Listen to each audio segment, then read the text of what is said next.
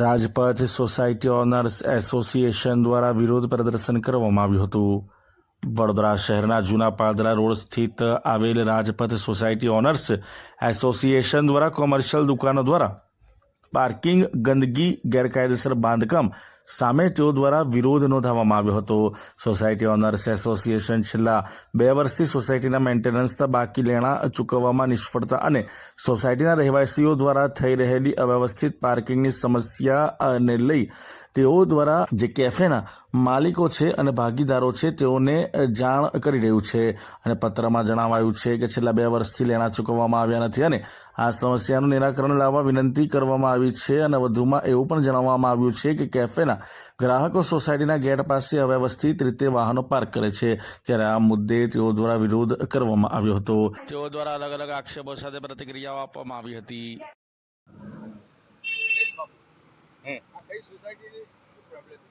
આ રાજપથ સોસાયટીના આમાં રહીશો છે। 30 મીટરના રોડ ઉપર આ સોસાયટી આવેલી છે અને સદર સોસાયટીના 3 મકાનોની અંદર કોમર્શિયલ નીતિ નિયમ પ્રમાણે વાપરવું એવી એનઓસી આપેલ। ચાર્ટર્ડ એકાઉન્ટન્ટ છે, બીજી કન્સલ્ટન્ટ એજન્સી છે, પણ બંને જગ્યાએ કોમર્શિયલ ઉપયોગ કરી અને નીતિ નિયમોનો ભંગ કરી ગંદકી, હવા, વાયુ અને પ્રદૂષણ ફેલાવે છે અને સોસાયટીના મેઇન ગેટની સામે પાર્કિંગ કરી દે છે અને જે કોફી હાઉસ ચાલે છે એના ટીન શેડના ક્વાર્ટર બનાવી અને ધાબા ઉપર રહેવા માટે માણસોને આપી દીધા છે, જે બીપીએમસી એક્ટના કાયદાની વિરુદ્ધ છે।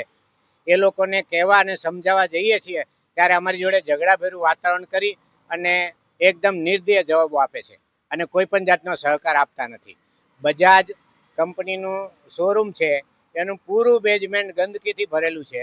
2 મહિનામાં 5 વાર રૂબરૂ રિમાઇન્ડર આપ્યું, 3 વાર મેલ કર્યો છે અને આજે ફરી પણ એક નોટિસ એમને આપીએ છીએ, છતાં પણ કોઈ પણ જાતનો સુધારો થતો નથી।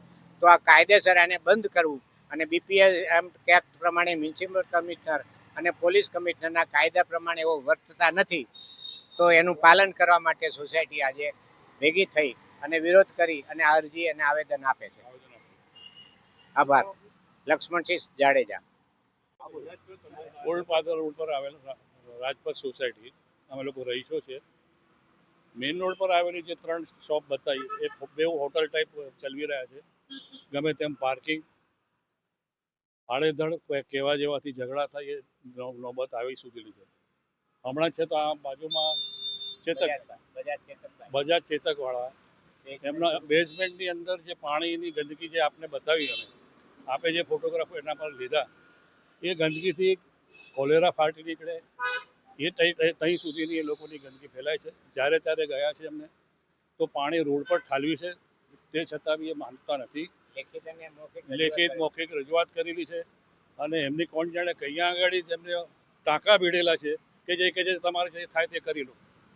તો અમે તો હાલ તો અત્યારે ખાલી ફક્ત એક રજૂઆત કરીએ છીએ, ત્યાર પછી રજૂઆત પછી બીજી બધી નોબત ના આવે એની તકાદરી લેવા માટેની એક અરજી આપેલ છે। મારું નામ ઘનશ્યામસિંહ ચૌહાણ છે, હું અહીંયાનો રહીશ।